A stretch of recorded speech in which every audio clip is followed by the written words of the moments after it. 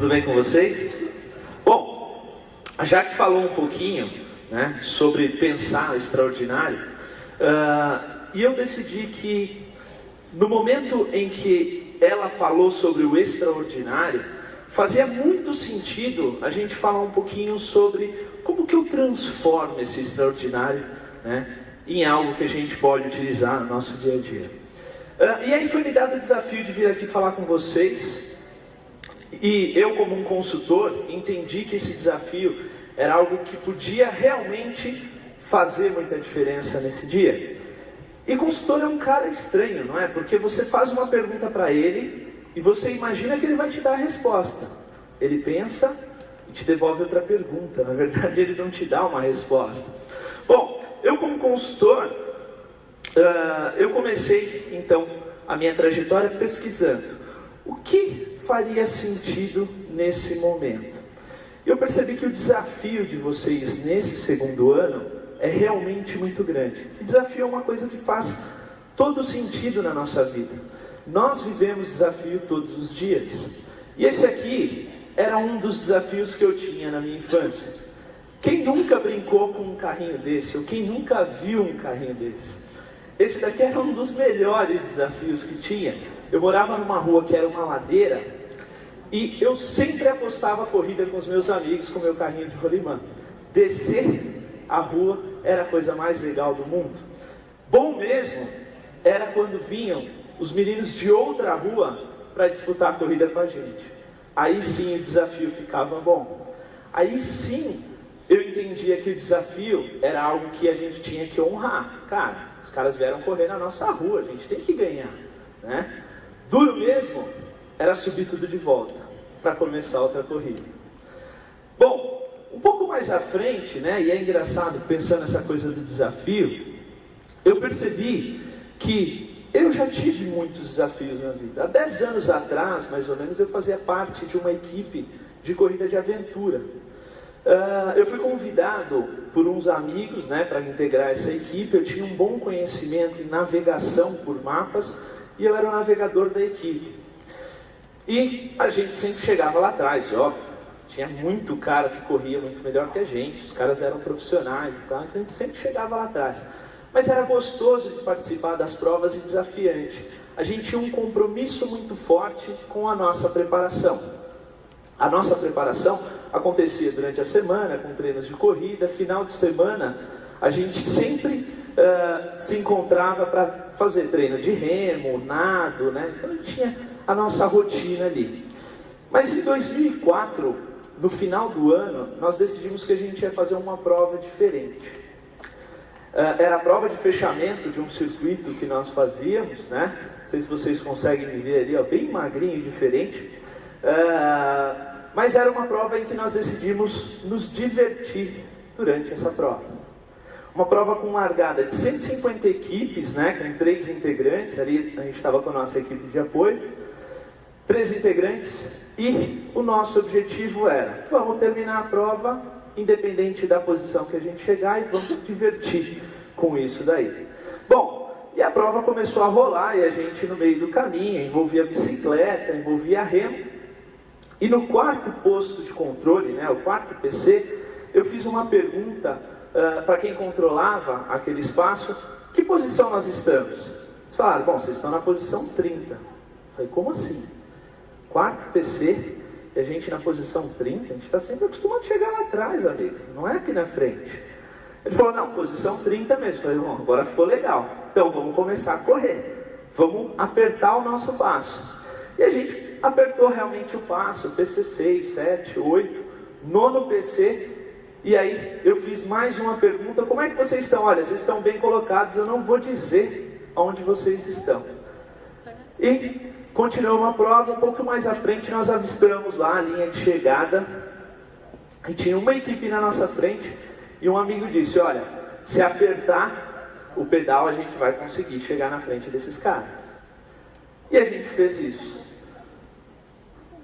Adivinha em que posição nós chegamos? Bem que eu gostaria de ter chegado em primeiro, mas nós chegamos em 18º lugar. Mas pensa só, um crescimento de 70%. Só porque nós trocamos o propósito. Nós chegamos em 18º lugar numa prova com 150 pessoas largando, né? Isso, depois que a prova terminou, me trouxe uma coisa muito importante. A gente tinha se proposto a se divertir nessa prova. E realmente foi a prova que a gente mais se divertiu. Não teve uma discussão entre time. Não teve nada que saísse fora do contexto daquilo que a gente esperava que tivesse acontecendo. Isso me trouxe uma coisa muito importante. Quando a gente acredita num propósito, a gente vai adiante. Mas muitas vezes a gente só se dá conta de que a gente agiu sobre aquele propósito depois que a ação terminou. E aí, eu realmente percebi que eu poderia ampliar esse meu universo de trabalho simplesmente por focar em um propósito. Em 2004, eu era professor e muitas vezes eu era questionado, né, naquele momento, sobre como que os grandes empreendedores agiam. Aqui, né, cumprindo o nosso propósito lá de se divertir realmente, né? Bom, então eu era muito questionado sobre esses elementos. O que os grandes empreendedores fazem para obter os resultados que eles obtêm? E eu comecei a pesquisar um pouco e cheguei na figura desse senhor aqui. Vocês sabem me dizer quem é esse senhor? Esse cara aqui é o Samuel Klein, fundador das Casas Bahia. E a história dele é uma história bem interessante se a gente imaginar o momento em que ele vivia. Ele saiu da Polônia, né, e veio para o Brasil, chegou aqui no Brasil em 1950, ele veio fugido da Segunda Guerra Mundial. Imagina, sem dinheiro no bolso, né, e com pouco dinheiro para investir. Ele decidiu que ele poderia fazer realmente uma coisa diferente.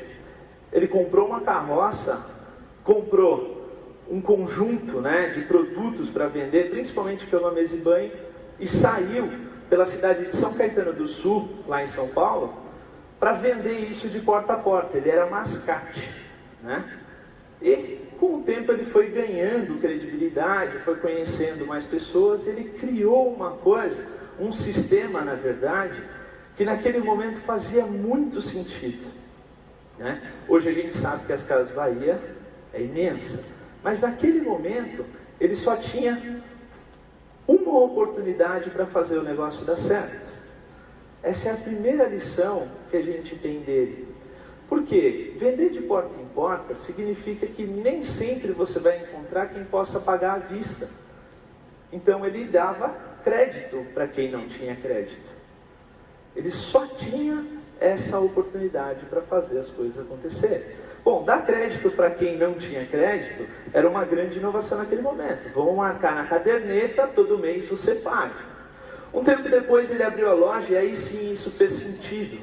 Porque cada vez que as pessoas iam até a loja para pagar aquele carnê, óbvio que eu olhava um universo de produtos para comprar, comprava mais, pagava o carnê e já adquiria outro, né? Então isso gerava resultado muito bom na loja. Outra coisa que fez sucesso, ou que fez as Casas Bahia chegar nesse momento, é que eles sempre tinham uma grande variedade de produtos para vender. Sempre tinha um universo de coisas que a gente pudesse comprar. Bom, universo de coisas que a gente pudesse comprar, dar crédito para quem não tinha crédito, e principalmente ele só tinha aquela chance para fazer a empresa acontecer. E realmente virou um sucesso. Hoje, eu duvido que tenha um brasileiro que não conheça a marca Casas Bahia. Aliás, tem alguém aqui que não conhece a Casas Bahia? Ou o slogan, dedicação total a você? É forte isso, né? Bom, e eu passei realmente, nesse momento, a investigar mais sobre esses empreendedores e saber o que os caras faziam. Eu era frequentemente questionado sobre caras como o Jack Welch, que foi, né, CEO lá da GE, sobre o Lee Iacocca, da Chrysler, né, o Bill Gates, da Microsoft, e diversas pessoas que tinham um grande respaldo aí no mercado. E eu cheguei na figura de um outro brasileiro que também representa, né, grande sucesso e crescimento, o Abílio Diniz, do Grupo Pão de Açúcar, né? Hoje ele já não está mais, o Grupo Pão de Açúcar está à frente da BR Foods, que é Sadia e Perdigão, mas ele foi o grande precursor do Grupo Pão de Açúcar, né? De realmente transformar aquela doceria que era do pai dele num amplo negócio que a gente vê nos dias de hoje. E como é que ele fez isso, né? Ele tem algumas trajetórias que eu acho que são bem interessantes para a gente analisar. Primeiro ponto, para ele, ter um corpo ativo significa que eu tenho sucesso. Então, olha a frase que o cara traz. Alguns sonham com sucesso, nós acordamos cedo e trabalhamos duro para conseguir. Ou seja, sucesso eu faço acordando todo dia cedo. A rotina desse cara começa às 5:30 da manhã, com treino físico que duram até 3 horas, né? E ele mantém uma agenda regradíssima de compromissos. Regradíssima. Na época de Grupo Pão de Açúcar, ele chegava em torno das 9, 10 horas no escritório, né? E tinha reuniões ali durante o dia, tirava tempo para saber como estavam os negócios em lojas específicas, muitas vezes visitava algumas lojas, e até para dar uma espiadinha no concorrente. Bom, esporte não é a única coisa que ele tinha como regra, apesar de ser uma coisa importante para ele naquele momento. Mas ele também acreditava que se você mantém atenção e organização e foco, você consegue cumprir toda a sua agenda. Olha só a marca que esse cara deixa. Alguém conhece uma pessoa que seja mais representativa para o Grupo Pão de Açúcar? Um nome que não o Abílio Diniz? Não tem, né? E deixar uma marca como essa é algo que não é simples, mas é totalmente possível da gente alcançar. E aí que eu realmente decidi fazer uma mudança na minha vida. A minha vida mudou quando eu percebi que marca que eu deixo para as pessoas. Eu troquei a minha carreira de professor para consultor, e naquele momento eu queria entender como que eu faria para tornar aquilo que eu falo, aquilo que eu faço, importante e relevante para a vida das pessoas e das empresas. E eu descobri que esse conceito aqui é que realmente faria sentido. Simplicidade. Foi estudando, né, um crítico literário chamado Antônio Cândido que eu realmente entendi que o universo da simplicidade muda a vida das pessoas. Como assim? As coisas simples geram resultado e geram aprendizado. Bom, se simples gera aprendizado e resultado, o que eu vou fazer na convenção da Belcorp? Vou levar alguma coisa que seja simples para as pessoas olharem. E assim, talvez, conseguir convencê-los que realmente a simplicidade pode trazer um aprendizado de algumas coisas.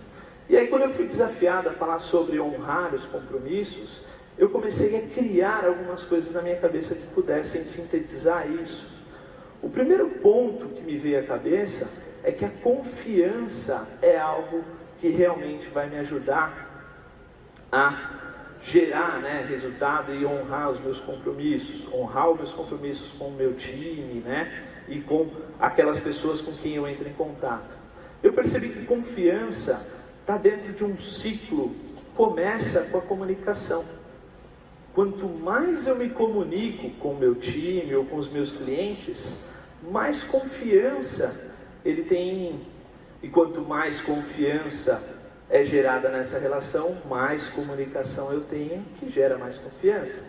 É algo que se retroalimenta, né? Então a confiança passa a ser um ponto importante no momento em que a gente decide honrar os nossos compromissos. E aí eu cheguei num somatório matemático, que confiança e valores têm a ver com honrar os compromissos. Mas alguém sabe dizer qual é o resultado que existe entre valores e confiança?